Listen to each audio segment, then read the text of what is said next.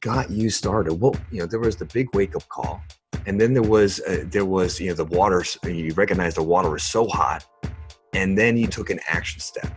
You decided something. Talk about that process if you could. Well, I decided that again, my hot water got hot. Yeah. I was struggling with, completely transparently, my wife and I were struggling. We were not communicating. I assumed everything was good, but it wasn't.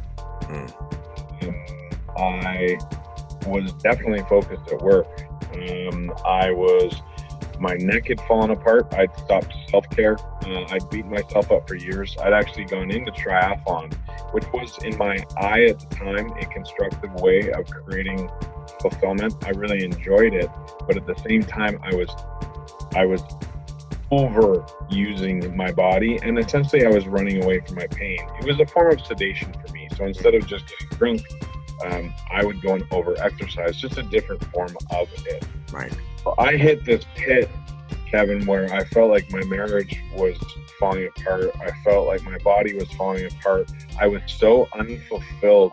I was asked by several people if I would consider taking medications for depression.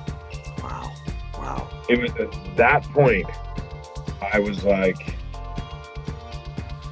that was my pain. That was my pain. Wow. Well, I just want to say thank you for sharing that. That's a raw story. And I think there's so many people out there that can relate, that are experiencing so much of the same. And it's unfortunate. Well, I don't want to say it's unfortunate because it's obviously sprungboarded you to a great place. And when I met you and your wife, none of that would have occurred to me think about that was your story. So it's beautiful for me to hear and see the outcomes of someone who does drip that into their life, eat that elephant one bite at a time to create that phenomenal foundation. I just want to say thank you for sharing that. I know that's a personal and raw, real story. Yeah, you're welcome. I mean, that's part of it too. I mean, we ignore this stuff, and I think that if I can say anything, what you saw with my wife and I has been a lot of hard work, and we are in a tremendous place. I feel that way across every area of my life right now. It's a sense of control, but like you said, you and I were talking before we came on the air. I sent out an image on the Instagram and Facebook yesterday of the warrior the wall. The wall. And I don't know if you guys appreciate the type of language on here, but do the effing work. That's it. And that's right. I don't know why or where it happens. It happens to a lot of us. We just start forgetting what the work is or what the work looks like in order to get what we want. And that's a very critical point. We get somehow our perceptions change to focus on a specific area, and that's what we hone in as we think that's what's the key to success. And what you're talking about is really the foundations of life, taking care of your body, taking care of your being, your balance, and the business. Those all four, they need to be there. And I know in different times of my life, I got focused 100% on work, where I'm spending 16 hours a day and nothing else is happening in my life at that point besides sleep and eating. And even that was, just stop and get some fast food or some bar food or something on the way home. And you know what? We can do that for short periods of time. Yeah. But it's unsustainable. I mean, if your body isn't working, you can't work.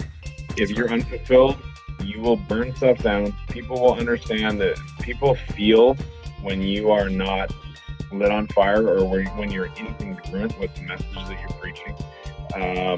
When your relationships aren't going well, or if you're not putting time and energy into those light fires, they take you away from being constructive in the directions that you're trying to create.